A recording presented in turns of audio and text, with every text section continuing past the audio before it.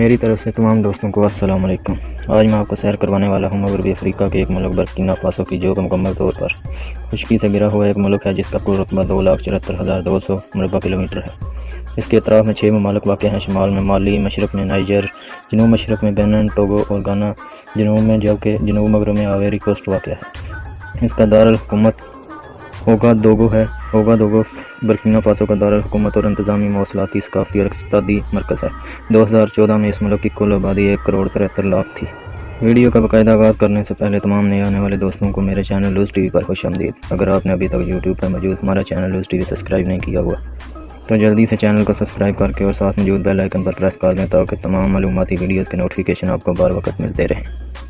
Burkina Faso کو ماضی میں جمہوریہ پرورٹا کہا جاتا تھا اور 4 اگست 1984 کو اس کا نام بدل کر برکینا فاسو رکھا گیا۔ یہ فیصلہ اس وقت کے صدر تھامس سنکارا نے کیا۔ برکینا فاسو کے شہریوں کو برکینا بے بھی کہا جاتا ہے۔ سرکاری اور کاروباری زبان فرانسیسی ہے۔ موجودہ برکینا فاسو میں فرانسیسی اور دیگر نوآبادیاتی طاقتوں کی 19ویں صدی میں قبضہ سے قبل یہاں مختلف مقامی قبائل آباد تھے، جن میں موسا سلطنت اہم تھی۔ فرانس سے 1960 میں آزادی پانے کے بعد ملک میں کئی حکومتیں تبدیلیاں آئیں۔ اکتوبر 2014 سے ستمبر 2015 تک نیم صدارتی نظام رائج رہا۔ بلیز کومپار یہاں کے آخری صدر تھے، جو کہ 1987 سے برسرِ اقتدار تھے، تاہم ان کی حکومت کا تختہ 31 اکتوبر 2014 کو نوجوانوں کی تحریک نے الٹ دیا۔ 17 ستمبر 2015 کو فوج نے بغاوت کر کے عبوری حکومت ختم کر دی اور اقتدار پر قبضہ کر لیا۔ لوگ ہزاروں سالوں سے برکینا فاسو کے علاقے میں رہائش پذیر ہیں۔ سب سے پہلے وہ شکاری تھے اور جانوروں کا شکار کرتے تھے۔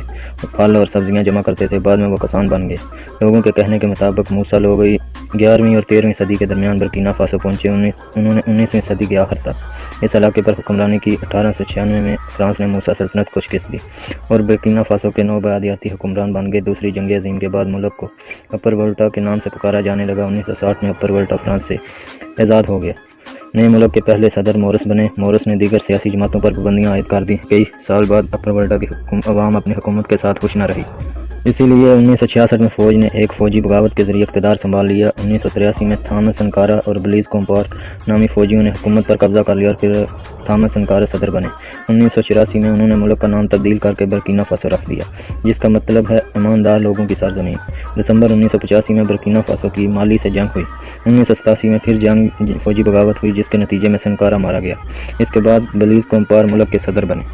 برکینا فاسو میں مسلمانوں کی ایک وسیع تاریخ ہے۔ اسلام برکینا فاسو کا سب سے بڑا مذہب 2006 کے ایک اندازے کے مطابق ملک کی آبادی کا 60.53% مسلمان ہے۔